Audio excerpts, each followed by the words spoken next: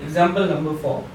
So a 2 cm diameter horizontal heater, which is a cylinder, is maintained at a surface temperature of 38 degrees Celsius and submerged in water at 27 degrees Celsius. Calculate the free convection heat loss per unit length of the heater.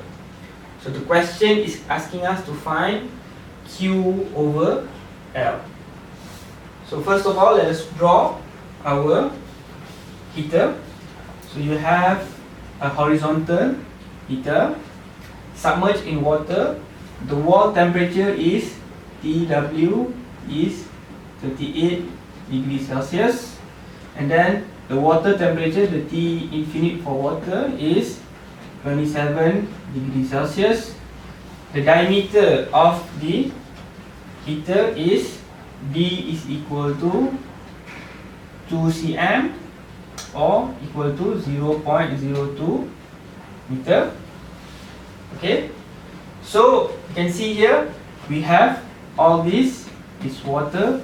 So this is not an ideal gas situation. So if it's not an ideal gas situation, we cannot use the GR-PR equation for ideal gas. Instead, we will use this equation for GR-PR. So GR-PR is equal to G times beta rho squared times Cp over mu K times characteristic length times delta T. Okay, so this is the equation that we will use to find the value of Rayleigh number. Now, this whole thing you can find it in an appendix. You don't have to find each value for beta, rho, Cp, mu and K. The whole thing, the whole value can be found in a appendix. So in our case, we'll be using appendix A9. So whenever you want to find this value, you must always find for TF. Find the value, find this value for TF.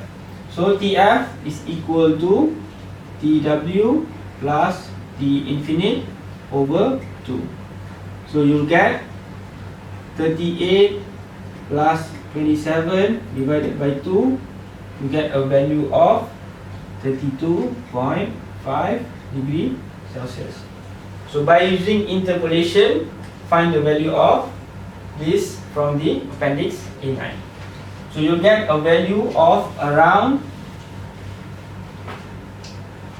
this value will be around 2.48 10 to the power of 10. The unit is meter to the power of negative 3 degrees Celsius to the power of negative 1. Okay, so once you have gotten this value, we already know the value of our characteristic length, which is 0.02. Delta T is just TW minus T infinite. So you can easily find the value of GR-PR. So the value of GR-PR is going to be equal to, so just now the value was 2.48 10 to the power of 10 per meter cube degree Celsius times the value of your characteristic length is 0.02 meter cube, okay, because this is cube, times your delta T, which is 38 minus 27 degree Celsius. So you get a value of 2.18 10 to the power of 6. So once you have gotten the value, you can easily find the value of C and M.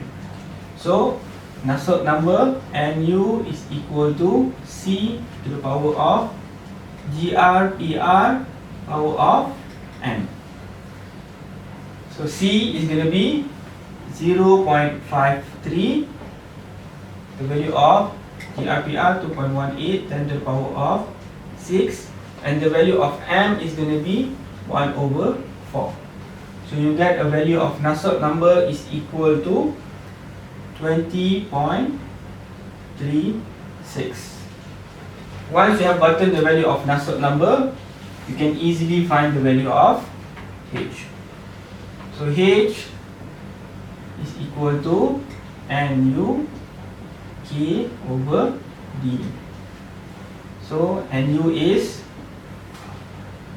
20.36 times the value of K.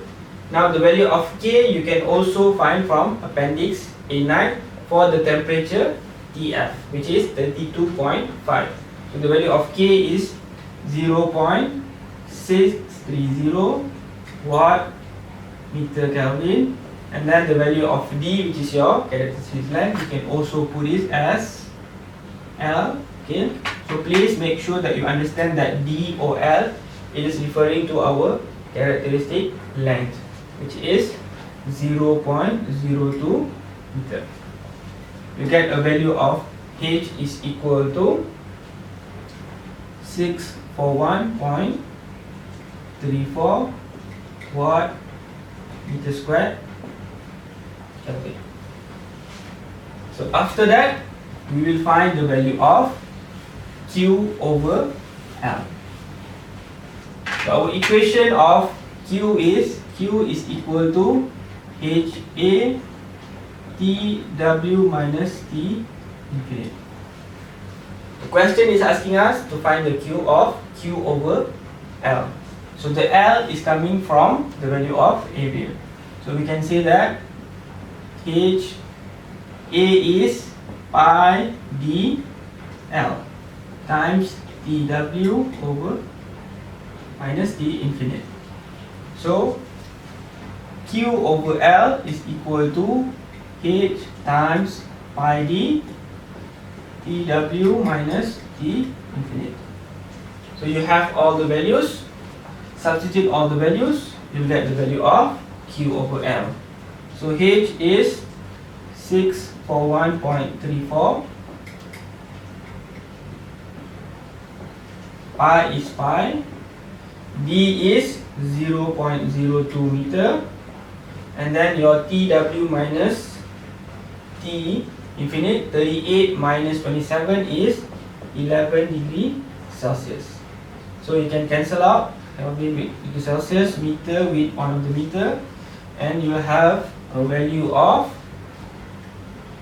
443.3 watt per meter. That is the final answer.